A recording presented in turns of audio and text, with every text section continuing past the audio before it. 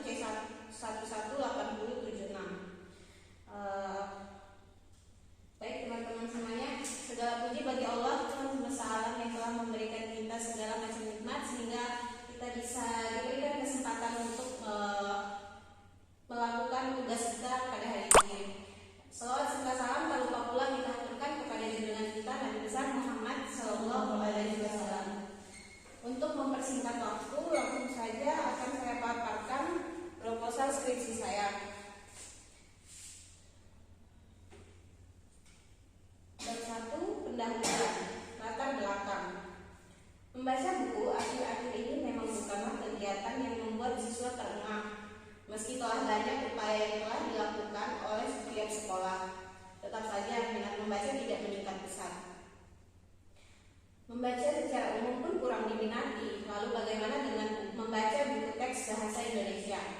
Bahasa Indonesia seringkali dianggap remeh dan mudah oleh siswa sekolah pada umumnya karena mungkin pengaruh bahasa umum kita adalah bahasa Indonesia. Jadi tidak sedikit siswa yang menganggap untuk apa belajar bahasa Indonesia karena bahasa negara kita adalah bahasa Indonesia. Kemudian ada sebuah penelitian yang dilakukan oleh Kompasiana pada tahun 2012. Menurut data sekolah, nilai rata-rata UN bahasa Indonesia adalah 7,97. Nilai rata-rata ujian nasional bahasa Inggris adalah 8,20 dan nilai rata-rata UN matematika adalah 9,57. Melihat data ini, seharusnya bahasa Indonesia yang cenderung dianggap mudah harusnya lebih bisa dikuasai oleh siswa pada saat ini. Akan tetapi dengan data tersebut dapat kita lihat siswa lebih menyukai bahasa Inggris sebagai bahasa internasional dan matematika yang cenderung mungkin lebih sulit. Kemudian lanjut ke rumusan masalah. Bagaimana minat membaca buku bahasa Indonesia siswa SMAN 4 Kota Bima? Kemudian tujuan penelitian. Tujuan penelitian ini adalah untuk mengetahui bagaimana minat membaca siswa SMAN 4 Kota Bima. Kemudian manfaat penelitian. Manfaat teoretis, yaitu yang pertama, hasil penelitian ini diharapkan dapat memecahkan kesalahpahaman siswa terhadap pembelajaran bahasa Indonesia. Kemudian yang kedua, hasil penelitian ini diharapkan dapat menumbuhkan rasa peduli terhadap keadaan pembelajaran bahasa Indonesia. Selanjutnya, manfaat praktis. Yang pertama, hasil penelitian ini diharapkan dapat menjadi bahan bagi siswa dan guru untuk lebih berusaha memahami eksistensi yang dapat dihasilkan dari membaca buku teks bahasa Indonesia. Kemudian hasil penelitian ini diharapkan dapat membantu sekolah dalam memperkaya fasilitas pembelajaran dalam bentuk buku bahasa Indonesia. Kemudian bab 2, kajian pustaka. 1. Penelitian relevan. Ada beberapa sumber yang menjadi pegangan saya dalam melakukan penelitian ini. Pertama, saya melihat skripsi Yati Budiarti dari Universitas Islam Negeri Syarif Hidayatullah tahun 2011, jurusan Pendidikan Bahasa dan Sastra Indonesia, dengan judul Minat Belajar Siswa terhadap Mata Pembelajaran. Skripsi tersebut memiliki judul yang hampir sama seperti yang saya ajukan, akan tetapi pendapat yang dituangkan pada skripsi tersebut berbeda dengan saya pada bagian pembicaraan tentang seberapa besar minat belajar siswa terhadap mata pelajaran bahasa Indonesia. Kemudian skripsi yang menjadi ajukan saya adalah skripsi Siti Memah dari jurusan KI Manajemen Pendidikan yang berjudul Minat Siswa Terhadap Ekstrakurikuler. Skripsi tersebut membicarakan tentang berbagai kegiatan ekstrakurikuler tentunya dan pembina kegiatan ekstrakurikuler di sekolah. Meskipun apa yang diteliti oleh skripsi tersebut jauh berbeda, akan tetapi di sini kata minat sangat membantu saya dalam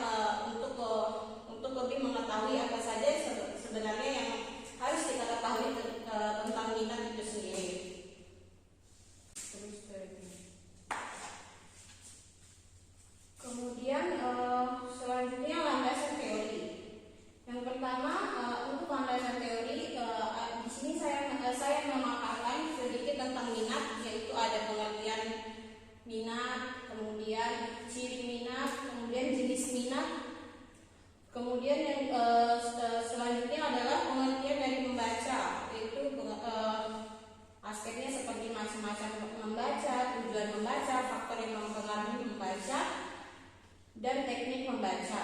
Selanjutnya ada minat membaca, dan aspeknya adalah pengertian minat baca, ciri-ciri minat baca, dan selanjutnya meningkatkan minat baca.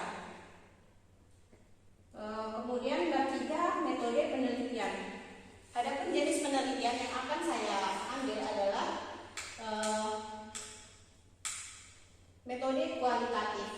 Mungkin ada teman-teman semua sudah tidak asing dengan metode kualitatif. Jadi kenapa saya memilih metode ini? Karena metode ini lebih mengkaji kepada sesuatu dari sumber datanya. Maksudnya di sini lebih realistis terhadap apa yang ada di lapangan. Kemudian sumber data. Sumber data dalam penelitian yang saya ambil adalah sumber data berupa daftar hadir atau laporan aktivitas siswa di perpustakaan. Kemudian untuk pengumpulan data, jenis pengumpulan data yang akan saya gunakan adalah observasi. Observasi adalah suatu teknik yang dilakukan dengan cara mengadakan pengamatan secara teliti dan penelitian secara sistematis. Dalam observasi saya akan melihat sejauh mana minat membaca buku bahasa Indonesia siswa SMA Negeri 4 Kota Bima melalui sumber data yang telah diambil. Kemudian analisis data. Untuk analisis data saya menggunakan reduksi data. Nah, reduksi data ini merupakan salah satu dari teknik analisis data kualitatif. Reduksi data adalah bentuk analisis yang menajarkan, menggolongkan, mengarahkan, mengarahkan dan membuang yang tidak perlu, dan mengorganisasi data sedemikian rupa sehingga kesimpulan akhir dapat diambil dengan lebih realistis. Selanjutnya reduksi data juga mempermudah sekali karena sesuai dengan fungsinya yang merupakan proses berpikir sensitif yang memerlukan kecerdasan, keleluasaan dan kedalaman wawasan, sehingga saya merasa teknik analisis data ini sangat akan membantu saya di lapangan. Itu saja yang dapat saya sampaikan. Lebih dan kurangnya mohon maaf. Mungkin ada yang ingin bertanya atau kurang jelas tentang proposal skripsi ini. Bagi teman-teman saya berikan waktu untuk bertanya.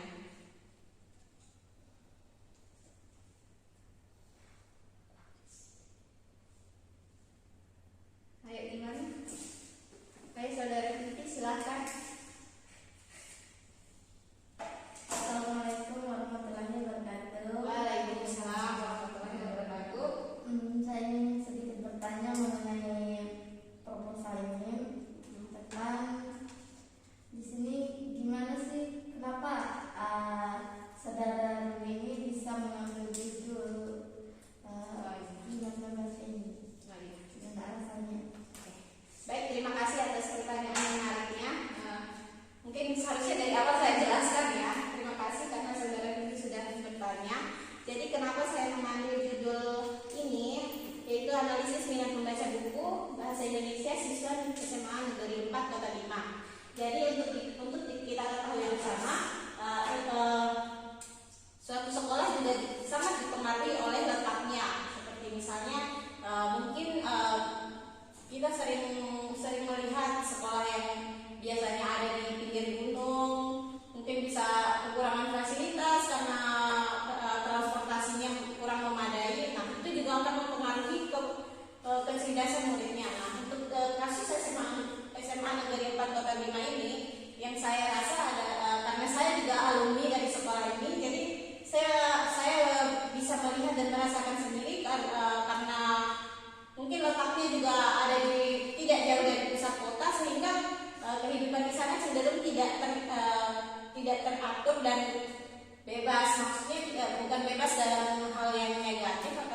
bebas dalam berekspresi. Jadi tidak sedikit dari siswa yang tidak peduli akan bagaimana mereka bertutur kata, sehingga itu bukan suatu hal yang wajib untuk diperbaiki atau dipelajari.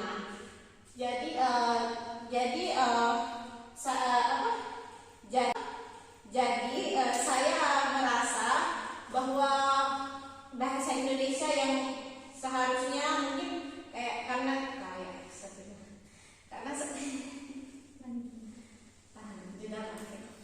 karena seperti yang akan saya lakukan, mungkin setelah kita lulus nantinya kita akan menghadapi dunia luar dengan berbagai macam bahasa. Jadi baru akan kita sadari seberapa penting bahasa Indonesia itu sendiri. Karena tidak sedikit mahasiswa dari Kota Bima, termasuk SMA saya, cenderung seperti mencampur adukan bahasa dan kurang mengerti apa bahasa Indonesia dari suatu benda atau apapun kegiatan. Jadi saya merasa bahasa Indonesia ini perlu untuk diajari dan lebih diberikan edukasi bahwa bahasa Indonesia itu penting. Dan juga banyak sekali siswa dari SMA 4 Kota Bima yang menganggap bahwa bahasa Indonesia itu tidak penting karena mungkin dari segi yang mereka ketahui, bahasa Indonesia adalah bagaimana bahasa Indonesia pada alat komunikasi kita sehari-hari, alat penghubung antar daerah. Akan tetapi mereka mungkin tidak ingin lebih tahu tentang bahasa Indonesia yang sangat luas dan dengan berbagai macam sastranya yang menarik. Jadi seperti itu. Lebih dan kurangnya mohon maaf. Baik, apakah sudah jelas?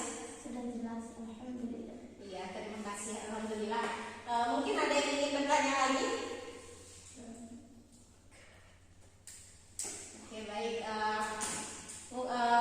Jadi itu saja dari saya.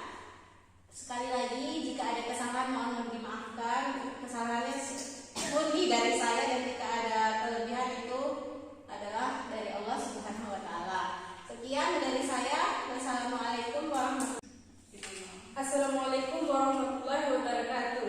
Waalaikumsalam warahmatullahi wabarakatuh. Selamat pagi semuanya. Selamat pagi. Sebelumnya saya mengucapkan terima kasih kepada Bapak Kaharudin selaku guru pembimbing mata kuliah Semester Kependidikan yang telah memberikan kesempatan kepada saya untuk mempresentasikan hasil proposal skripsi saya. Di sini saya akan memperkenalkan diri. Nama saya Rahmawati, ini E1 C11 8070. Adapun judul proposal saya yaitu analisis dampak pembelajaran daring terhadap kemampuan dan produksi teks genre sastra kelas 7 SMP Negeri 4 Montan. Bab 1, pendahuluan latar belakang. Saya akan menjelaskan latar belakangnya sebagaimana tercantum dalam pembukaan Undang-Undang Dasar Negara Republik Indonesia tahun 1945 pada alinea keempat. Salah satu tujuan bangsa Indonesia adalah mencerdaskan kehidupan bangsa. Dalam mencerdaskan kehidupan bangsa dapat ditempuh dengan pendidikan formal, informal, ataupun non-formal. Pendidikan merupakan suatu proses yang mencakup 3 dimensi, yaitu individu, masyarakat, atau komunitas nasional dari individu tersebut, dan seluruh kandungan realitas baik material maupun spiritual yang memainkan peranan dalam menentukan sifat, nasib, bentuk manusia maupun masyarakat.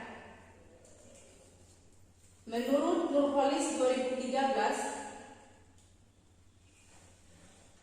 pendidikan lebih dari sekedar pengajaran yang dapat dikatakan sebagai suatu proses transfer ilmu, transformasi nilai, dan pembentukan kepribadian dengan segala aspek yang dicakupnya. Indonesia saat ini tengah dihadapkan dengan tantangan di tengah pandemi COVID-19, di mana pemerintah menghimbau untuk masyarakat Indonesia ini untuk di rumah saja. Pandemi COVID-19 ini tidak hanya mempengaruhi sektor ekonomi dan sosial saja, melainkan juga sektor pendidikan yang kini mau tidak mau harus mulai beradaptasi di era pandemi COVID-19 ini. Sehingga kegiatan pembelajaran yang semula dilakukan secara tatap muka kini beralih menjadi pembelajaran non tatap muka atau online.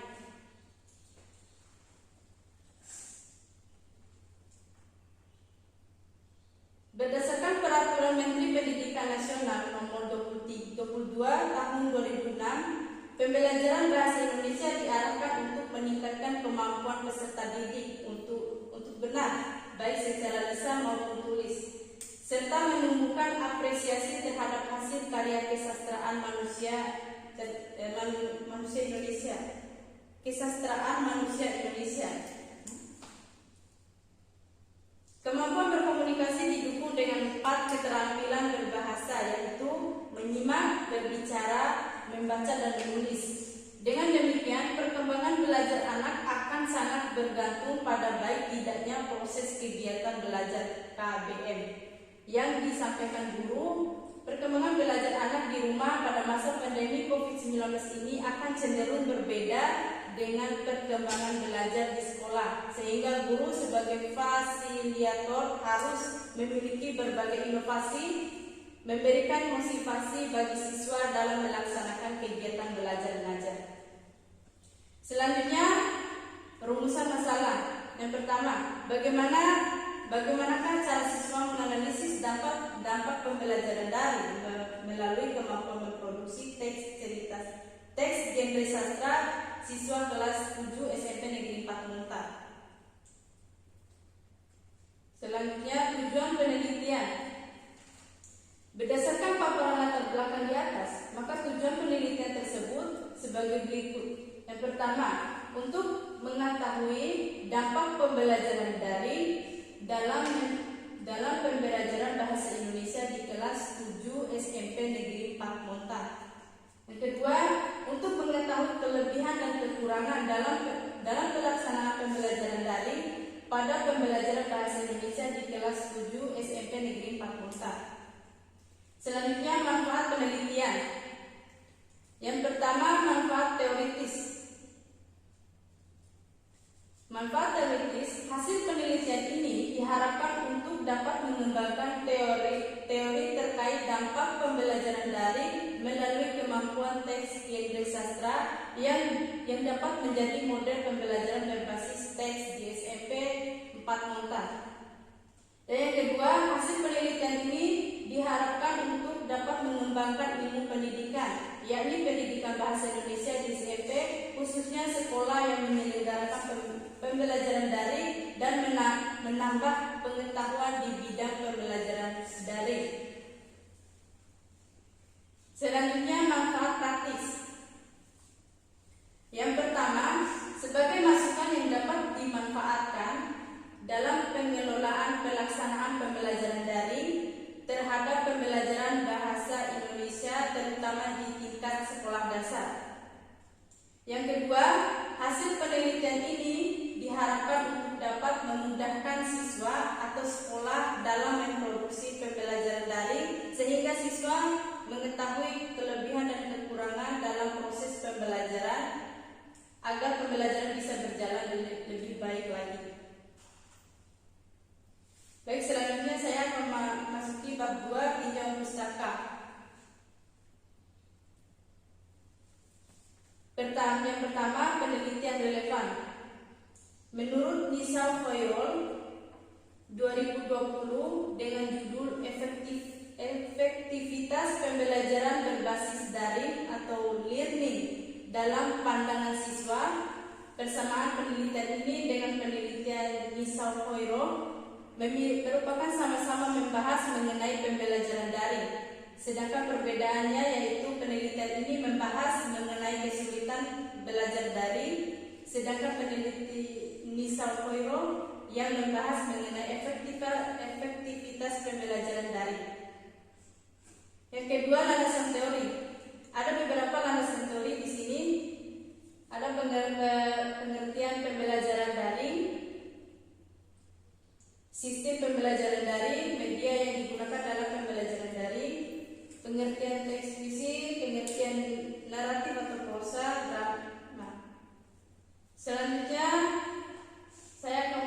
bab 3 metode penelitian. Di sini ada beberapa metode penelitian. Yang pertama, jenis penelitian. Jenis penelitian saya menggunakan penelitian kualitatif. Dengan jenis penelitian ini, fenomenologi. Hal ini didapati dari sebuah fenomena yang terjadi di lingkungan sekitar, menghasilkan suatu informasi yang diperlukan. Penelitian ini bertujuan untuk mendeskripsikan mengenai hasil penelitian yang membahas tentang pelaksanaan pembelajaran daring siswa kelas 7 pada masa pandemi COVID-19. Yang kedua, sumber data. Sumber data adalah semua hal yang dapat memberikan informasi mengenai data. Terdapat dua sumber data, yaitu penelitian ini yaitu data primer dan sekunder. Data primer berasal dari narasumber, yaitu guru tersebut, dan data sekunder dalam penelitian berupa arsip, data tertulis dan dokumen yang digunakan sebagai penguat data yang telah didapat sebelumnya. Yang ketiga, teknik pengumpulan data. Teknik pengumpulan data ada beberapa juga. Yang pertama ada observasi, yang kedua ada wawancara, dan yang ketiga ada dokumentasi. Yang keempat, teknik analisis data. Data yang sudah terkumpul sudah melakukan proses observasi dan wawancara. Penulis harus melakukan analisis data. Dalam hal ini penulis menggunakan teknik analisis data, model Myers. Aktivitas dalam analisis data kualitatif dilakukan secara interaktif dan berkelanjutan hingga datanya jenuh. Itu saja. Sekian dari saya. Assalamualaikum warahmatullahi wabarakatuh. Selanjutnya ada yang ingin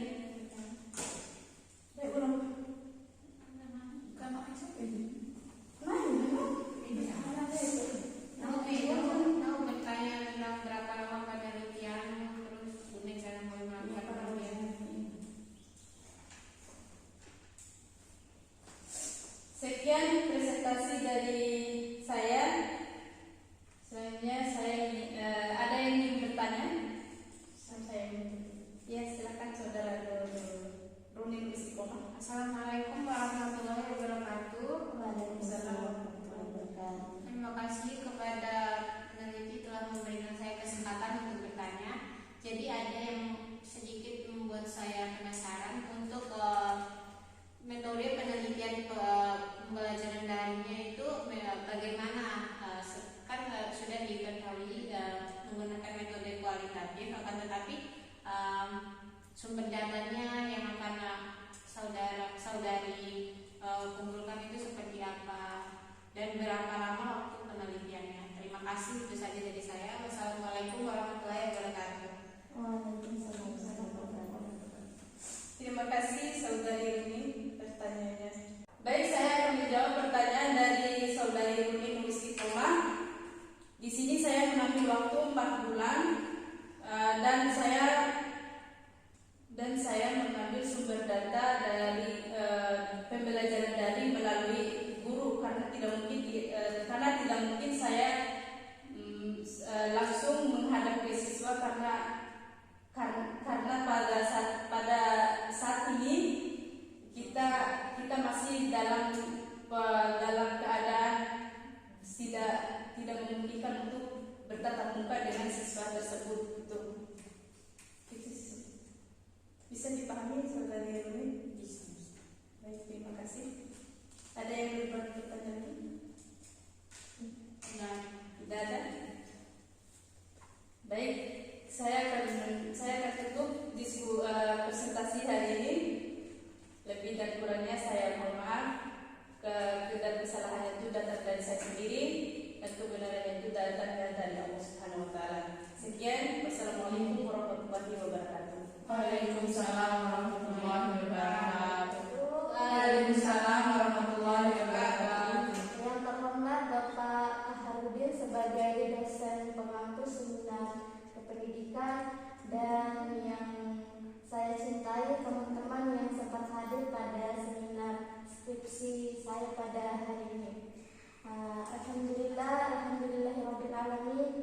Wassalatu wassalamu ala asrofil anbiya'i wal mursalin wa ala alihi wa sahbihi ajmain, amma ba'd. Segala puji bagi Allah yang telah melimpahkan rahmat-Nya kepada kita semua sehingga teman-teman dan saya bisa melakukan seminar pendidikan pada pagi hari ini. Salawat serta salam serta pula kita curahkan kepada junjungan kita, yakni baginda kita Muhammad Sallallahu Alaihi Wasallam, yang telah membawa kita dari zaman jahiliyah menuju zaman Islamiyah seperti yang kita rasakan pada pagi hari ini. Teman-teman semua, perkenalkan, nama saya Vivi Mita, NIM saya S1C1188086. Dan adapun judul proposal penelitian saya di sini adalah dampak pemanfaatan media sosial WhatsApp pada pembelajaran daring siswa SMP Negeri 5 Montar. Mungkin langsung saja kita masuk pada bab 1, pendahuluan latar belakangnya, yaitu pendidikan memiliki peran penting bagi siswa kita dari siswa lainnya. Seorang guru menciptakan potensi diri bagi siswa seperti kecerdasan, akhlak, keterampilan yang diperlukan untuk hidup di masyarakat dengan usaha sadar dan terencana. Media pembelajaran perlu kita pahami secara garis besar ialah materi atau kejadian yang membangun kondisi yang menyebabkan siswa mampu memperoleh pengetahuan, keterampilan atau sikap. Media WhatsApp atau yang kita sering kita lakukan itu chatting yang bisa mengirim pesan, teks, gambar, suara, dokumen dan lain sebagainya.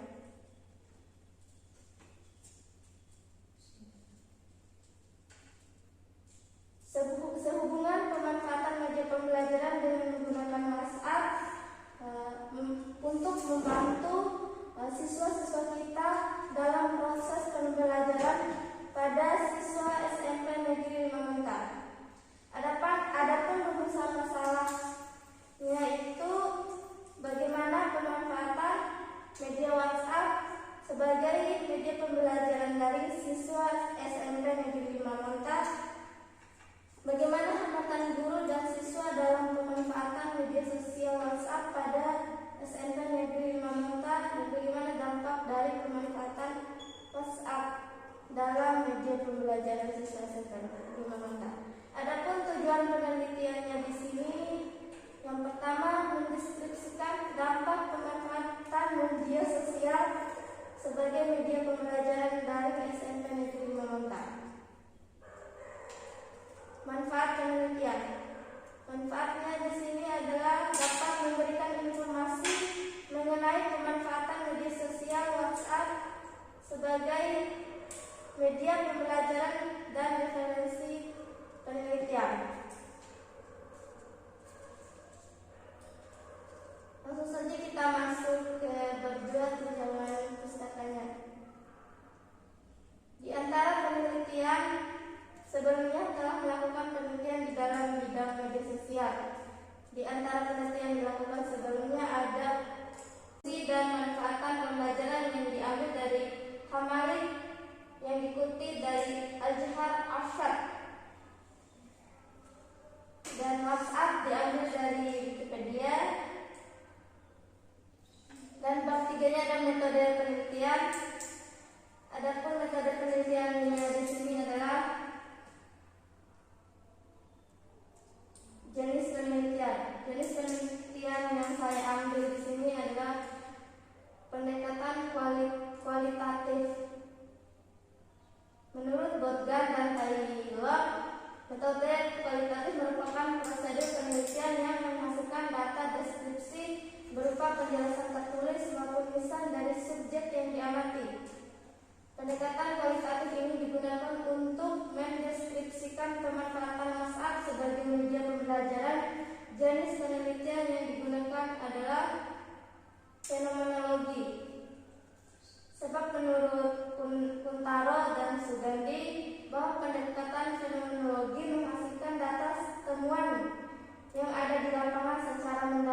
dan bermakna yang nantinya akan dideskripsikan sebagai bentuk hasil penelitian. Pendekatan ini seolah melihat dan merasakan realita yang terjadi dari dasar itu sudah membukti bahwa jadi adalah didasari oleh suatu fenomena. Adapun data dan sumber datanya dalam penelitian ini terbagi menjadi dua, yaitu primer dan sekunder.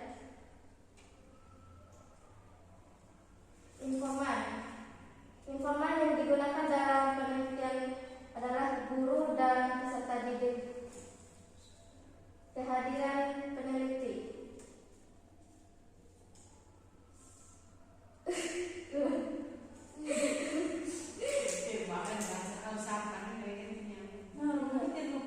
Kehadiran peneliti. Dalam proses peneliti ini, peneliti berperan sebagai pelaku utama yang merencanakan, melaksanakan, mengelola, menganalisis, dan menyusun secara langsung data hasil penelitian yang akan dilaporkan sebagai hasil dari terlaksananya penelitian. Mungkin itu saja presentasi seminar skripsi saya pada pagi hari ini. Mungkin ada yang ingin bertanya dari teman-teman semua mengenai skripsi saya. Silakan, Saudara Rahmawati, silakan. Assalamualaikum warahmatullahi wabarakatuh. Waalaikumsalam warahmatullahi wabarakatuh. Di sini saya ingin bertanya, apa yang menjadi kekurangan pembelajaran daring pada SMP 5 Monta? Kendalanya apa saja? Terima kasih kepada Saudara Rahmawati. Saya akan sedikit menjawab pertanyaan dari Saudara Rahmawati. Jadi untuk kekurangan di sana di SMP Negeri 5 Monta itu bahwa di sana tuh banyak sekali siswa maupun guru-gurunya tuh sangat prihatin mengenai pembelajaran daring, seperti jaringannya, kekurangan HP-nya, terus kayak internet dan lain sebagainya yang berkaitan dengan media sosial. Perlu kita ketahui bahwa di sana tuh letak wilayah yang berada di SMP Negeri 5 Monta itu dia tuh kayak pedalaman banget. Jadi untuk akses jaringan data dan lain sebagainya itu kurang memadai. Dan guru-gurunya di sana itu dalam pembelajaran daring di sana itu kurang efektif kalau menurut saya dengan hasil penelitiannya. Jadi untuk media pembelajaran daring dalam menggunakan media WhatsApp ini kurang memadai atau kurang efektif dilakukan untuk pembelajaran yang dilakukan pada daring. Mungkin itu saja jawaban yang saya jawab untuk Saudara Rahmawati. Semoga diterima. Apakah bisa dimengerti atau kayak gimana? Terima kasih kepada Saudara Rahmawati. Mungkin ada yang ingin bertanya lagi? Tidak ada. Terima kasih. Mungkin itu saja seminar skripsi saya pada pagi hari ini. Semoga bisa bermanfaat bagi saya maupun teman-teman semua. Lebih dan kurangnya saya mohon maaf. Billahi taufiq wal hidayah. Wassalamualaikum warahmatullahi wabarakatuh. Waalaikumsalam warahmatullahi wabarakatuh. Waalaikumsalam warahmatullahi wabarakatuh. Selamat pagi semuanya. Pagi. Terima kasih kepada rekan-rekan dan teman-teman yang sudah menyempatkan hadir pada pagi hari ini. Dan saya ucapkan terima kasih pula kepada Bapak Kahrudin yang telah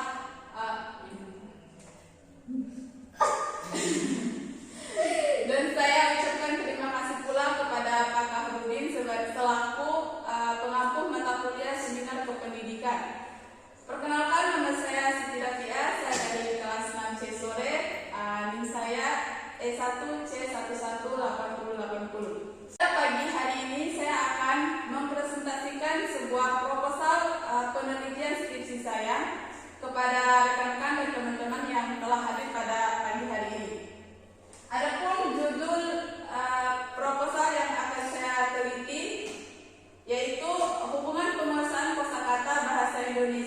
dengan kemampuan menulis teks narasi pada kelas 8 SMP 4 Monta di Kabupaten Binang.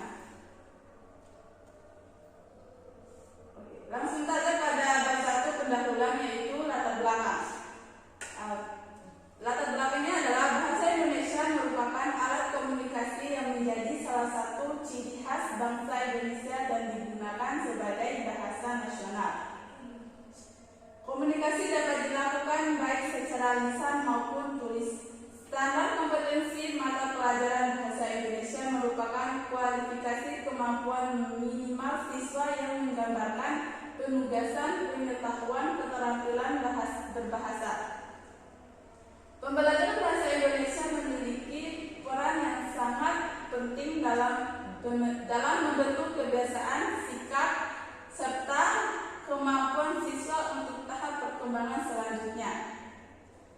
Dalam mata pelajaran bahasa Indonesia memiliki tujuan supaya peserta didik dapat memiliki, yang pertama yaitu kemampuan berkomunikasi, yang kedua adalah menghargai dan bangga menggunakan bahasa Indonesia, yang ketiga adalah memahami bahasa Indonesia dan persatuan dan bangsa negara, yang keempat menggunakan bahasa Indonesia untuk meningkatkan kemampuan intelektual serta kematangan emosional dan sosial. Yang kelima adalah menikmati dan memanfaatkan karya sastra untuk memperluas wawasan, memperhalus budi pekerti, serta meningkatkan pengetahuan dan kemampuan berbahasa. Selanjutnya adalah rumusan masalah. Di sini saya ada 2 rumusan masalah, yaitu yang pertama, bagaimana penguasaan kosakata bahasa Indonesia siswa kelas 8 SMP Negeri 4 Monta, dan yang kedua adalah bagaimana kemampuan menulis teks narasi siswa kelas 8 SMP Negeri 4 Monta. Tujuan penelitian ini adalah untuk mengetahui penguasaan kosakata siswa kelas 8 SMP Negeri 4 Monta dan untuk mengetahui kemampuan menulis teks narasi siswa kelas 8 SMP Negeri 4 Monta. Adapun manfaat penelitian dari proposal ini adalah yang pertama, manfaat penelitian secara teoritis. Penelitian ini bermanfaat untuk dijadikan acuan untuk referensi untuk penelitian selanjutnya mengenai penguasaan kosakata bahasa Indonesia dan kemampuan menulis teks narasi siswa. Yang kedua adalah manfaat penelitian secara praktis. Manfaat penelitian secara praktis ini terbagi lagi menjadi 2, yaitu bagi guru dan siswa. Bagi guru, memberikan masukan dengan gambaran kepada guru dan sekolah mengenai hubungan dan penguasaan kosakata bahasa Indonesia. Selanjutnya bagi siswa, mengetahui kondisi sebenarnya penguasaan kosakata bahasa Indonesia dan kemampuan menulis teks narasi yang dimiliki oleh siswa itu sendiri. Selanjutnya adalah landasan teori. Ada beberapa landasan teori yang saya kutip dalam proposal ini. Yang pertama itu penguasaan kosakata. Penguasaan kosakata ini saya ambil dari tadikan di bukunya di halaman 69 tahun 2015. Selanjutnya adalah hakikat menulis. Hakikat menulis ini terbagi menjadi 4. Yang pertama yang saya ambil adalah pengertian menulis dan mengarang. Saya ambil kutipan dari menurut Zainul Rahman. Zainul Rahman di halaman 186 di tahun 2011. Selanjutnya adalah jenis tulisan. Jenis tulisan ini saya kutip dari Nurjana dan Luarta Sumirta di tahun 2010 halaman 86. Dan selanjutnya adalah teks narasi. Teks narasi ini saya kutip dari Kerap di halaman 136 di buku di buku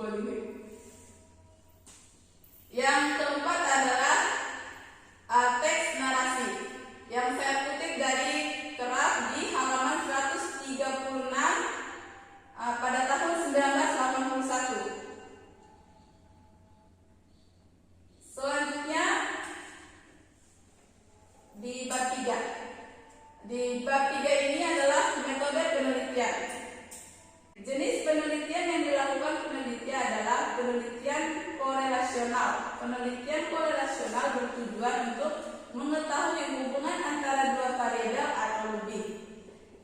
Yang dimaksud dengan penelitian korelasional menggunakan penelitian hubungan bivariat. Penelitian ini termasuk penelitian korelasi sebab akibat atau disebut penelitian pengaruh. Selanjutnya adalah populasi dan simbol penelitian. Yang pertama adalah populasi. Populasi adalah wilayah generalisasi yang terdiri atas objek atau subjek yang mempunyai kualitas dan karakteristik tertentu yang diterapkan oleh peneliti untuk dipelajari dan kemudian ditarik kesimpulan. Menurut Sugiono di halaman 80 tahun 2006, populasi bukan hanya orang tetapi jumlah ada apa, subjek dan subjek yang dipelajari, tetapi meliputi seluruh karakteristik atau sifat yang dimiliki oleh subjek dan objek itu sendiri. Selanjutnya adalah sampel. Menurut Sugiono di tahun 2017 di halaman 118, sampel adalah bagian dari jumlah dan karakteristik yang dimiliki oleh populasi tersebut. Teknik pengambilan sampel dalam penelitian ini adalah probability sampling. Menurut Sugiono, probability sampling adalah teknik pengambilan sampel atau memberikan peluang yang sama bagi setiap unsur atau anggota. Selanjutnya adalah prosedur penelitian. Penelitian korelasional merupakan penelitian kualitatif, penelitian yang mengumpulkan data berupa angka hasil perolehan tes penguasaan kosakata dan kemampuan menulis karangan narasi siswa kelas 8 SMP Negeri 4 Monta. Selanjutnya adalah definisi operasional variabel penelitian.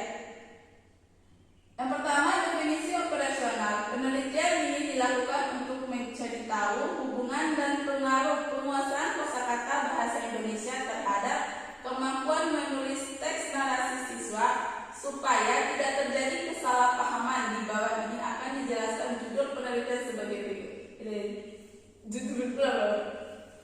Ulang definisi. Terus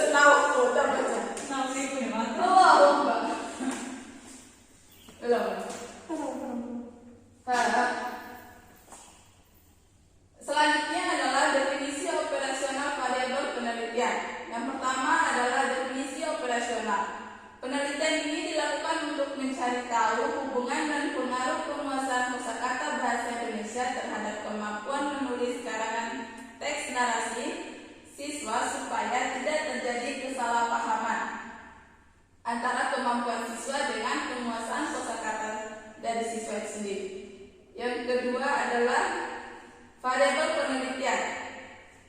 Kerliger dalam Sugiono halaman 61 di tahun 2015 mengemukakan variabel adalah konstruktur atau sifat yang akan dipelajari. Hal ini dijelaskan oleh Sugiono bahwa variabel penelitian adalah suatu artikel atau sifat nilai dari orang, subjek atau kegiatan yang mempunyai variabel tertentu yang ditetapkan oleh peneliti untuk dipelajari dan kemudian ditarik kesimpulannya. Selanjutnya pada bab 2 yaitu tinjauan pustaka. Yang pertama adalah penelitian yang secara relevan. Beberapa penelitian yang pernah dilakukan yang relevan dengan penelitian ini adalah penelitian yang dilakukan oleh Samsia, Andayani, dan Muhammad Rohmadi di tahun 2013 dengan judul Hubungan Antara Penguasaan Kosakata dan Motivasi Belajar dengan Kemampuan Membaca Cerita. Selanjutnya adalah teknik analisis data. Di sini saya ada dua, yaitu ujian korelasi dan ujian hipotesis. Ujian korelasi untuk mengetahui ada tidaknya hubungan kedua variabel yang telah ditentukan. Maka data dalam penelitian ini dianalisis fisika atau rancangan analisis korelasi. Selanjutnya adalah uji hipotesis. Untuk mengetahui nilai pengujian hipotesis penelitian, maka nilai dihitung dibandingkan dengan nilai tabel pada taraf signifikan. Kriteria pengujian hipotesis adalah sebagai berikut. Tolong penonton tapi yang gue kencang. Kedua baca ulang ini kan. Jalankan Selanjutnya adalah teknik analisis data. Yang pertama adalah ujian korelasi. Ujian untuk mengetahui ada tidaknya hubungan kedua variabel yang telah ditentukan. Maka data dalam penelitian ini dianalisis dengan menggunakan teknik statistik atau rancangan analisis korelasi. Yang kedua adalah ujian hipotesis. Untuk mengetahui nilai pengujian hipotesis penelitian, maka dihitung dibandingkan dengan nilai tabel pada variabel signifikan. Mungkin sekian yang bisa saya presentasikan terkait tentang proposal seminar skripsi saya pada pagi hari ini. Mungkin dari teman-teman dan rekan-rekan yang hadir pada pagi hari ini bisa mengajukan pertanyaan apabila masih tidak dimengerti. Silakan TV Yunita untuk bertanya. Terima kasih kepada saudari Siti Rafia yang telah memberikan kesempatan pada saya. Jadi yang ingin saya tanyakan di sini terkait bagaimana Anda bisa menggunakan judul tersebut sebagai proposal penelitian Anda. Mungkin itu saja pertanyaan saya. Assalamualaikum warahmatullahi wabarakatuh. Waalaikumsalam. Oke, baik, terima kasih kepada TV Yunita yang telah bertanya pada pagi hari ini. Mungkin pertanyaan itu lebih ke alasan saya mengapa saya bisa mengangkat judul proposal ini sebagai proposal penelitian saya skripsi nanti. Mungkin dari pengalaman saya sendiri, karena kebetulan saya juga alumni dari sekolah tersebut, dan saya rasakan selama saya sekolah di SMP Negeri 4 Monta itu seringkali ditugaskan untuk membuat sebuah karangan ataupun cerita pengalaman-pengalaman kita selama liburan ataupun di hari pekan, di hari Minggu. Jadi kita di situ diminta untuk bercerita bagaimana kegiatan kita di hari weekend, di hari libur kita. Diceritakan bagaimana kejadiannya, tempatnya, hingga deskripsi tempat itu pun harus kita ceritakan dalam sebuah karangan itu sendiri.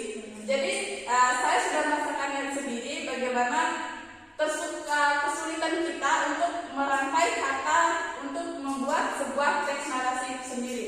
Mungkin dari situ saja yang bisa saya jawab pertanyaan dari Yunita. Wabillahi